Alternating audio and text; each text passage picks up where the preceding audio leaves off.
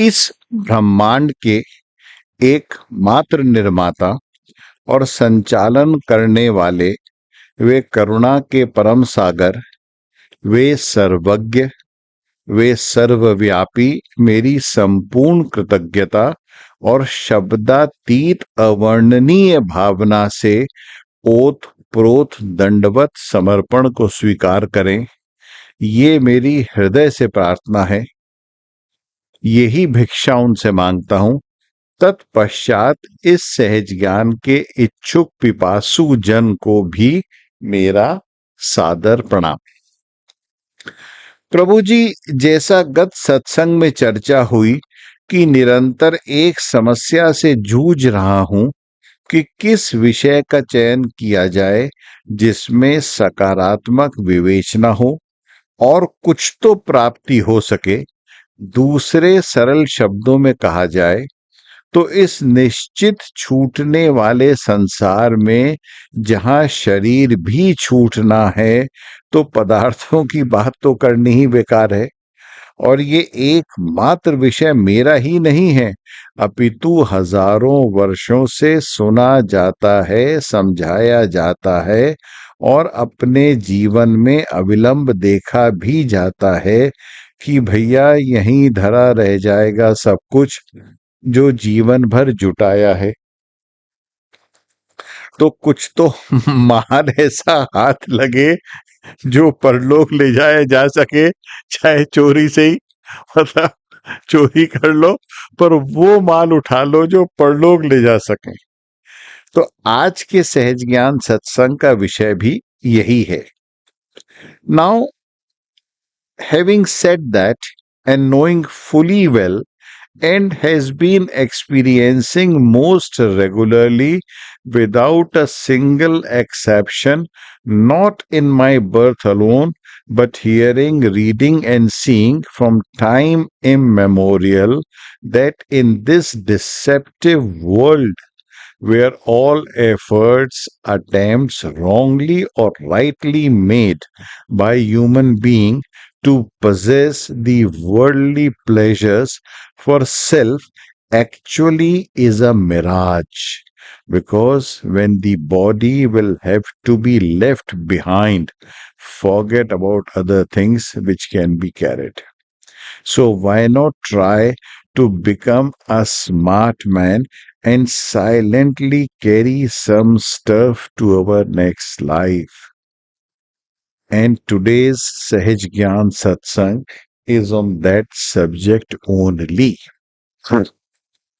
अब प्रभु जी मुख्य बात पर आते हैं कि जब सुनते हैं, जानते हैं, देखते हैं कि सारे जीवन संघर्ष करके या सही या गलत करके जब माल इकट्ठा किया तो भैया साथ क्यों नहीं ले जा सकते? मतलब क्यों नहीं तरस आता उन परम पिता परमात्मा को कि एक झटके में सिर्फ ये शरीर ही नहीं अपितु सारी जिंदगी की मेहनत का माल दबा लेते हैं। वे सर्व समर्थ हमारा माल खा जाते हैं, वैसे ही माखन चोर के नाम से जाने जाते हैं। मतलब देखो ये कोई बात हुई कि मेहनत मेरी और माल खा गए बिहारी जी। मतलब सारी जिंदगी जो मेहनत करी, कभी सच बोल के, कभी झूठ बोल के, कभी ईमानदारी से संघर्ष किया, कभी चोरी चकारी करी, कुछ भी उदाहरण के तौर पे कह रहा हूं, जो इकट्ठा किया माल वो सब यही रह गया। तो प्रभु जी ये समझ आया कि बेकार में बिहारी जी को देश दे रहे हैं हम लोग, सारा दोष तो हमारा ही है। और क्या ये एकदम से समझ में आ जाएगा इस छोटे से उदाहरण से कि हमारा सारी जिंदगी का जो समय जो हमने लगाया इस माल को इकट्ठा करने में हम क्यों नहीं ले जा सकते अपने साथ। इसको वे बहुत सरलता से समझ सकते हैं जिन्होंने हवाई यात्रा करी है। Those who have flown, those who have done the air travel, तो जिन्होंने हवाई यात्रा करी है या करते हैं या किसी ऐसे मंदिर में जाते हैं जहां मोबाइल फोन तक ले जाना मना होता है, तो वो बात और कि ज्यादातर लोग कहेंगे प्राण ले लो पर प्रभु हमारा मोबाइल मत लो। आजकल देख रहे हैं कि लोग मोबाइल के बिना अपंग हो गए। बिल्कुल ऐसे ऐसे पैरालिसिस हो गया। तो ऐसा जैसे होता है ना, किसी मंदिर में जाते हैं वो मोबाइल भी नहीं ले जा सकते, या किसी ऐसे जगह या किसी ऐसे आयोजन में जाते हो जहाँ स्ट्रिक्ट चेकिंग होती है, वहां यहाँ तक कि पानी की बोतल भी वर्जित है। तो विशेषकर हवाई यात्रा में जो सुरक्षा जांच होती है, तो पानी की बोतल या नेल कटर इत्यादि, यहाँ तक कि अचार भी आप हैंड बैग में नहीं ले जा सकते, वहीं छोड़ना पड़ता है। चेक इन बैग में ले जाओ, वे भी सब चीज नहीं, पर दाएं बाएं लोग चोरी से ले ही जाते हैं। या विदेश में खासकर जैसे ऑस्ट्रेलिया में जाओ, तो वहां लैंड करते ही वहां का जो कस्टम है, वहां टोटली प्रोहिबिटेड है डेयरी प्रोडक्ट्स। अगर कोई मिठाई या डेयरी संबंधित सामान हो तो तुरंत फेंक दिया जाता है। तो जब आप जाते हो किसी ऐसी यात्रा पे या किसी स्थान पे, तो सुरक्षा चेकिंग होती है। ये सब मैं आपसे इसलिए कह रहा हूं कि जब हम परलोक गमन करते हैं, जब हमारी चिता दहन का समय आता है, तो शमशान की सीट रिजर्वेशन से पहले ही यमराज के दूत हमारी सिक्योरिटी चेक कर लेते हैं, सुरक्षा जांच हो जाती है हमारी, और हमारा सारा सामान हथिया लिया जाता है, रखवा लिया जाता है और बैठा दिया जाता है परलोक के वाहन में। यानी इतनी स्ट्रिक्ट चेकिंग करते हैं कि शरीर भी रखवा लेते हैं, बिल्कुल हल्के हो जाता है जी। और जस्ट इमेजिन, मतलब you are not even allowed to carry your body. ये मैं इसलिए हंस के आपसे कह रहा हूं कि ये जीवन का सत्य है, ये यथार्थ है, और ये ही सुंदर है। अब लीजिए आज का ज्ञान मोती, कि वह क्या है जो बहुत बहुत कम लोग इतना माल ले जाते हैं। परलोक यानी चेकिंग नहीं, कोई प्रतिबंध नहीं, और दूसरी तरफ ये दुर्दशा, इसका कारण कि हम समझदारी से शॉपिंग नहीं करते, हम बुद्धिमानी से माल नहीं खरीदते, हम असली मन से दुकानदारी नहीं करते। और असली मन क्या है प्रभु जी, तो सुनिए। ये आज के सहज ज्ञान का ज्ञान मोती है।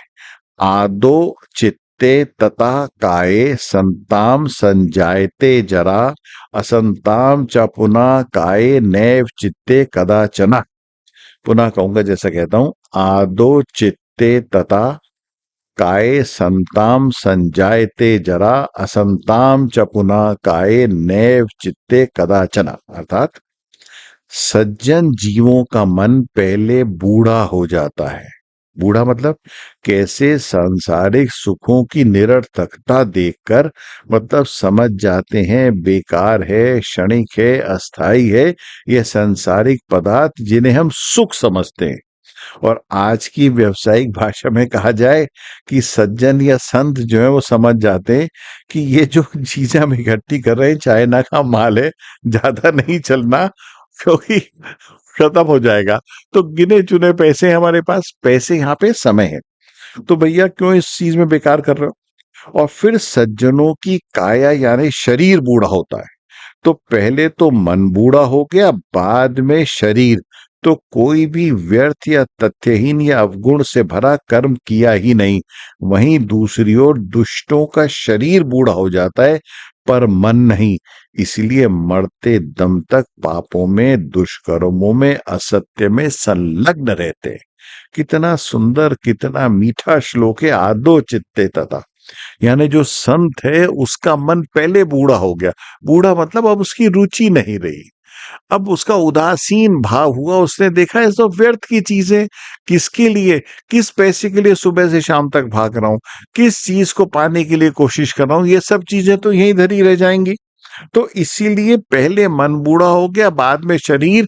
तो बड़ी शांत मृत्यु हो गई, क्योंकि कोई क्लेश रहा ही नहीं। और दूसरी तरफ वो जो दुर्जन है, जो दुष्ट है, उसका शरीर तो बूढ़ा हो गया, लेकिन मन अभी भी वैसा ही है, इसलिए हमेशा कुकर्म में लगा रहता है।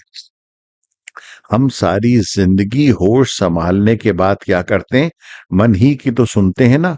उदाहरण के तौर पर, जो आदमी रोज पैदल जाता हो, वह पहले अवसर पर साइकिल लेना चाहता है। अच्छा, है, लेनी भी चाहिए। इतनी दूर पैदल चलेगा तो सुविधा हो जाएगी साइकिल खरीद कर। फिर दूसरी श्रेणी आती है और थोड़ा कमा लूं तो बस स्कूटर या मोटरसाइकिल आ जाए, ये भी बहुत अच्छा है। चलो, शारीरिक कष्ट से बचेगा, जल्दी पहुंच जाएगा। निसंदेह शारीरिक सुख की सीमा नहीं होती कि बस किक मारी और चल दिया, फर्राटे से पहुंच गए अपने गंतव्य स्थान पर। अगर साइकिल पे बेचारा पत्नी को बच्चों को बैठाता तो और ढूंढना पड़ता, फिर मन और जकड़ता। अब मन जवान होने लगा। अब जब साइकिल मोटरसाइकिल स्कूटर मोटरसाइकिल आ गई तो अब कार चाहिए। यानी दो पहिया से चार पहिया पे पहुंचे, होना भी चाहिए। अगर आपके सुख के साधन अर्जित कर सकते हो तो करो। और इस युवा का पसंदीदा भोजन है इच्छा। अभी जो मन जो है ना, युवा होने लगा, और इस युवा का पसंदीदा भोजन है इच्छा। पर हमेशा भोजन करता रहता है, हमेशा इच्छाएं बढ़ती रहती हैं। गाड़ी से फिर एयर कंडीशन गाड़ी, एयर कंडीशन गाड़ी से और बढ़िया गाड़ी और महंगी गाड़ी। फिर एक BHK किराए में था तो एक 1 बेडरूम लिया, फिर दो चाहिए, फिर नहीं। बस फिर इच्छाओं के चक्रव्यूह में अभिमन्यु के तरह से जीव फंस जाता है। कितना सुंदर, कितना महत्वपूर्ण संदेश इस श्लोक के माध्यम से मिला कि सज्जन बस वो ही जीवन पर्यंत कर्म करता है जिससे धर्म का निर्वाह हो, जिससे पुण्य अर्जित हो, जिससे परलोक गमन सरल सुलभ सुंदर हो। तो जो भी जीवन पर्यंत इकट्ठा किया वह माल धर्म के रूप में, पुण्य के रूप में, अध्यात्म के रूप में, परमार्थ के रूप में लेकर चला जाता है। उसकी कोई सिक्योरिटी चेक नहीं होता, क्योंकि उसको जितना चाहे उतना ले जाने की उसको आज्ञा है। और क्या ले जा रहा है? अपने कर्म, अपने शुभ कर्म, अपना परमार्थ, अपना आध्यात्म। और वहीं वह दुष्ट, वह दुर्जन जीवन पर्यंत असत्य, अनाचार, अधर्म से कुकृत्य करता हुआ जो भी इकट्ठा किया था उसे छोड़कर उसके पाप का बोझ और उठाकर परलोक जाता है और फिर वहां कष्ट पाता है। तो प्रभु जी आइए, भाव विभोर हो प्रार्थना करें अपने बिहारी जी से कि अब क्षमता दो, सद्बुद्धि दो, बूढ़ा कर दो मन को, जिससे बेकार की शॉपिंग ना करें। ये जो चीजें जो छूटनी है इस चक्कर में ना पड़े। आशा है कि आपको ज्ञान मोती सुंदर लगा होगा आपकी आत्मा के श्रृंगार हेतु।